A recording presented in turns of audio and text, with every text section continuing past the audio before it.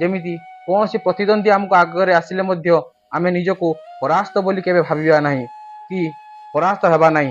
ଏଥର ସିନା ଆମେ ହାରିଗଲୁ, ଏଥର ସିନା ଆମେ ପରାସ୍ତ ହୋଇଗଲୁ, କିଛି ଅସୁବିଧା ନାହିଁ।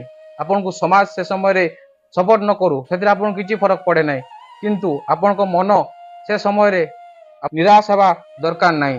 ପ୍ରଭୁ ଶ୍ରୀକୃଷ୍ଣ ଗୀତାରେ କହିଛନ୍ତି, ସୁଖ ଦୁଃଖେ ସମୀକିତ୍ୱା ଲୋଭା ଲାଭ ଜୟାଜୟ, ସୁଖ ଦୁଃଖ କି ଲାଭ କ୍ଷତି କି ଜୟ କି ପରାଜୟ। ହେ ଅର୍ଜୁନ, ତୁ ସବୁଥିରେ ସମାନ ଭାବ ରଖିକି ଯୁଦ୍ଧ କର। ଏଠାରେ ଶ୍ରୀକୃଷ୍ଣ କହୁଛନ୍ତି, ମୁଁ କହୁଛି ତୋର ବିଜୟ ସୁନିଶ୍ଚିତ। ସେଥିପାଇଁ ଆପଣ ମାନେ ମଧ୍ୟ ସବୁ କାର୍ଯ୍ୟରେ ସବୁଥିରେ ସମାନ ଭାବ ରଖିକି ଆପଣ କାର୍ଯ୍ୟ କରନ୍ତୁ। ଆପଣମାନଙ୍କର ବି ସବୁ କାର୍ଯ୍ୟରେ ଆପଣମାନେ ବି ବିଜୟ ଲାଭ କରିବେ। ଆଜିକା ପାଇଁ ଏତିକି।